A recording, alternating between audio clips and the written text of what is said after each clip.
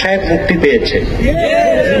নিরীহ আমাদের ছাত্র ভাই আলেমদেরকে যে মিথ্যা মামলা দিয়ে কারাগারে রাখছে তারা কবে বের হবে?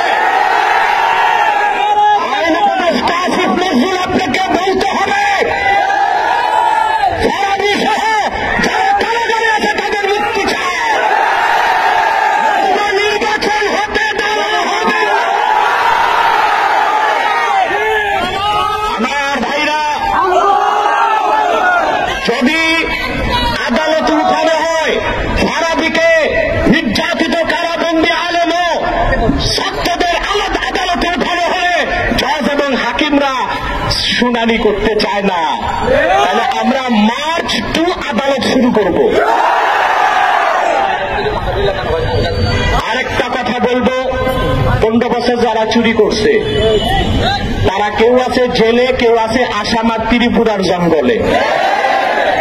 তাদেরকে যখন জেলখানা থেকে আদালতে নেওয়া হয়, 2 হাতে পুলিশরা ধরে তুলাবাইয়ের মতো নিয়ে যায়। আর আমার দেশের বাংলার আকাশের নিচে শ্রেষ্ঠ সন্তান ওলামা কেরামের হাতে পায়ে ভেরি কেন দেওয়া হয়? সরকারকে বলছি 13 দফা দাবি মেনে নিতে হবে।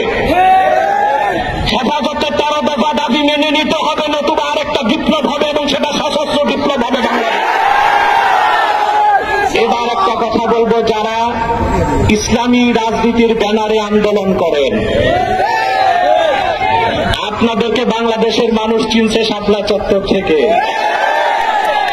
অসংখ্য আলেম ওলামার রক্তের উপর পা দিয়ে আপনারা নেতৃত্ব পেয়েছেন। অতএব আপনারা বর্তমান সরকারের সুরে যদি সুর মিলান, আপনাদেরকে বয়কট করা হবে। ধর্মনিরপেক্ষতাবাদী, জাতীয়তাবাদী সব দল তাদের বয়ান দিয়েছে, আপনাদের বয়ান কোথায়?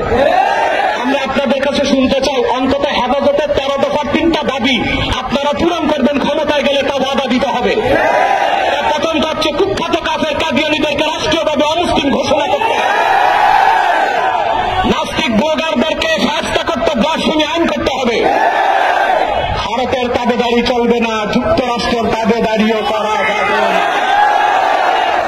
আরেকটা দুঃসংবাদ দিচ্ছি, বাংলাদেশ বর্তমান সরকার আবার ট্রান্সজেন্ডারকে সামনে আনতেছে। আপনারা জানেন জর্জ সরস বাংলাদেশে এখন $1 বিলিয়ন ফান্ডিং করছে বর্তমান সরকারের পিছনে, এবং তার ছেলেও আসছিল। গোপন চুক্তি কি কি হয়েছে আমি জানি, সময় মতো ফাঁস করব। তার একটা হচ্ছে ট্রান্সজেন্ডার।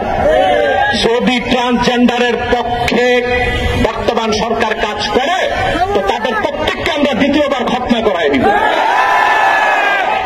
আল্লাহ তাদের কথা সুযোগ দান করুন। আমাকে বাংলাদেশের মানুষ জানে আমি মৌলবাদী, আসলে আমি মৌলবাদী এবং চরমপন্থী।